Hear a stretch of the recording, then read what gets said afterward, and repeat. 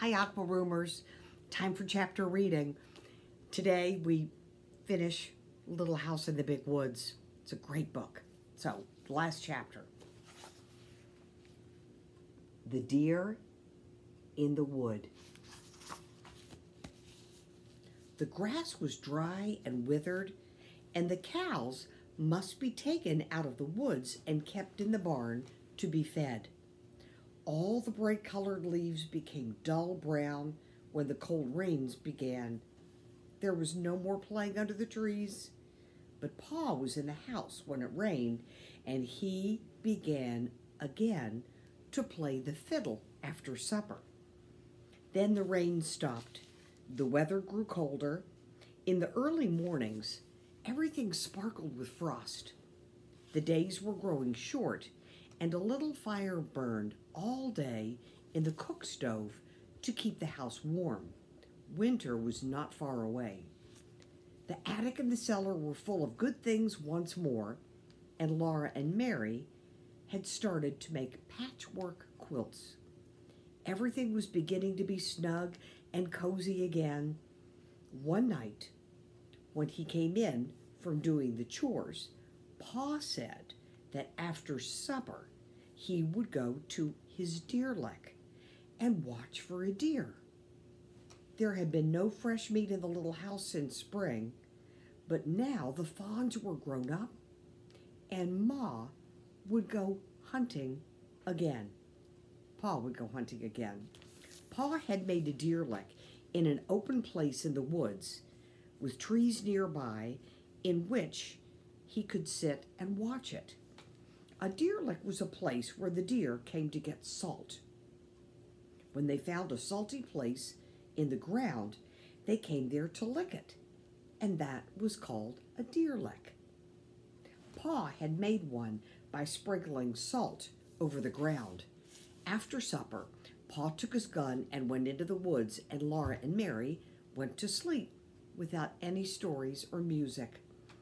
As soon as they woke in the morning, they ran to the window, but there was no deer hanging in the trees.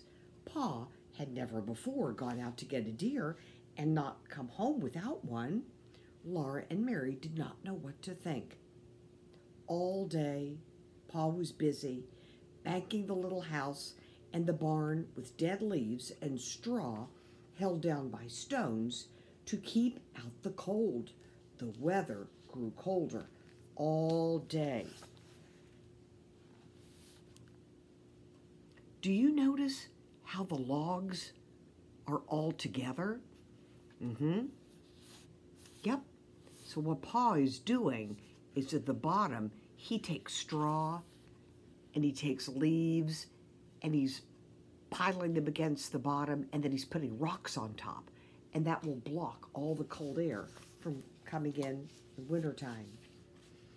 So the weather grew colder all day, and that night there was once more a fire on the hearth, and the windows were shut tight and chinked for the winter. After supper, Pa took Laura on his knee while Mary sat close in her little chair, and Pa said, "Now, I'll tell you why you had no fresh meat to eat today.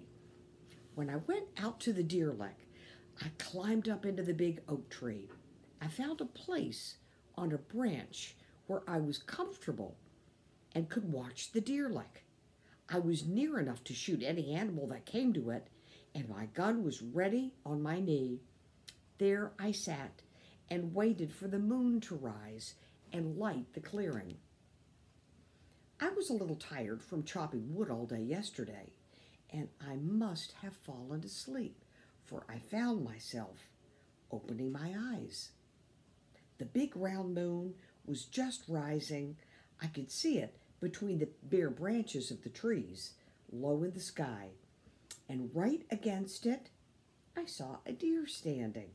His head was up, and he was listening. His great branching horns stood out above his head. He was dark against the moon.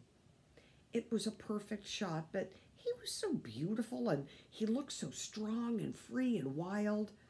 I just sat there and I looked at him until he bounded away into the dark woods. And then I remembered that Ma and my little girls were waiting for me to bring home some good, fresh venison. I made up my mind that the next time I would get a deer. After a while, a big bear came lumbering out into the open. He was so fat from feasting on berries and roots and grubs all summer, he was nearly as large as two bears. His head swayed from side to side as he went on all fours across the clear space in the moonlight until he came to a rotten log. He smelled it, and he listened, and then he pawed it apart and sniffed among the broken pieces, eating up the white, fat grubs.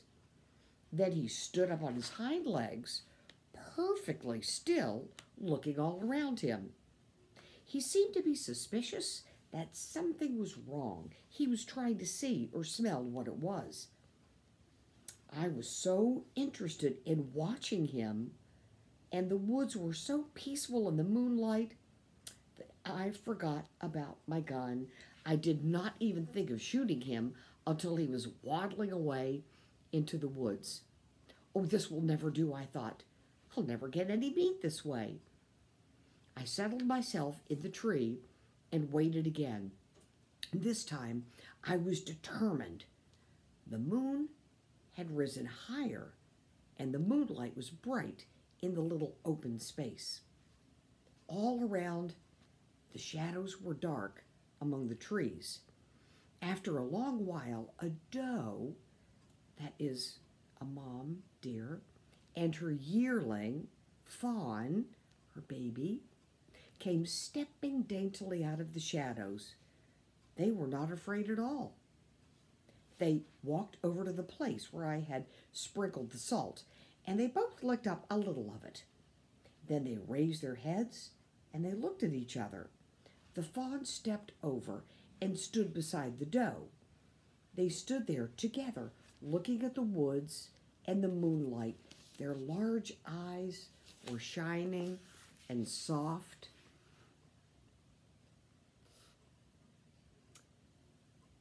He stayed up in that tree a long time, didn't he?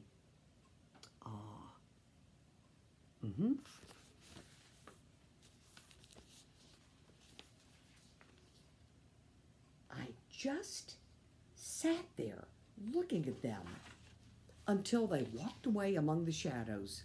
Then I climbed down out of the tree and I came home. Laura whispered in his ear, "I'm glad you didn't shoot them."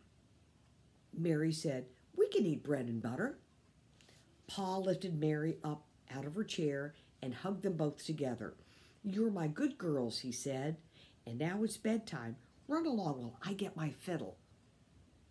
When Laura and Mary had said their prayers and were tucked snugly under the trundle bed's covers, Pa was sitting in the firelight with the fiddle. Ma had blown out the lamp because she did not need its light. On the other side of the hearth, she was swaying gently in her rocking chair, and her knitting needles flashed in and out above the sock that she was knitting. The long winter evenings of firelight and music had come again. Pa's fiddle wailed, and he was singing, "Oh, Susanna, don't you cry for me. I'm going to California, the gold dust for to see." Then Pa began to play again the song about old Grimes, but he did not sing the words that he had sung when Ma was making cheese. These words were different. Pa's strong, sweet voice was softly singing, "Shall old acquaintance be forgot and never brought to mind? Shall old acquaintance be forgot and the days of auld lang syne? And the days of auld lang syne, my friend,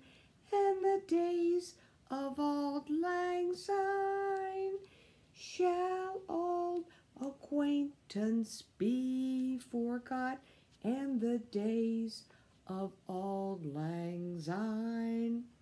When the fiddle had stopped singing, Laura called out softly, "What are the days of auld lang syne, Pa?" "They are the days of a long time ago, Laura," Pa said. "Go to sleep now." But Laura lay awake a little while, listening to Pa's fiddle softly playing to the lonely sound of the wind in the big woods. She looked at Pa, sitting on the bench by the hearth, the firelight gleaming on his brown hair and beard and glistening on the honey-brown fiddle. She looked at Ma, gently rocking and knitting. She thought to herself, "This is now." She was glad that the cozy house and Pa and Ma and the firelight and the music were now. They could not be forgotten, she thought, because now is now. It can never be a long time ago. The end. Isn't that a great book? Now, I have a picture to show you. This is a log house, and this house was built probably before the house that Laura and Mary and Ma and Pa lived. See how the logs are put together, just like the one we saw in the picture? This house was the house that my grandmother grew up in, and her mother. Now this is the interesting part. Ready? Be smart thinking here. Laura was born in 1887, I think. Yes. 1867. And my grandmother's mother, my great-grandmother, was born the same time that Laura was born, in the 1860s. When Laura grew up, she had a daughter, and she named her daughter Rose. When my great-grandmother grew up, she had a daughter, and she named her daughter Rose. My grandmother is Rose.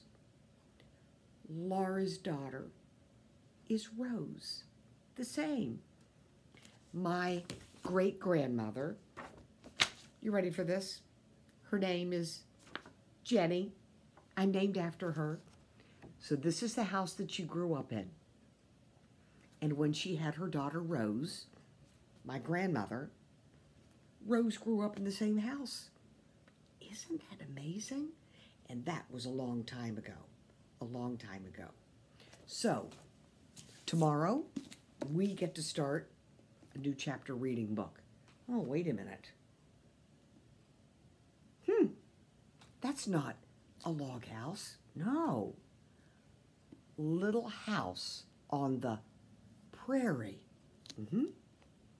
So, this book starts where Little House in the Big Woods left off. So this is the first story, and then they have a new adventure, and they move to the prairie. Oh my goodness. And this is really a wonderful book. You're going to love it. So we'll start this tomorrow, okay? Thank you, Aqua Roomers.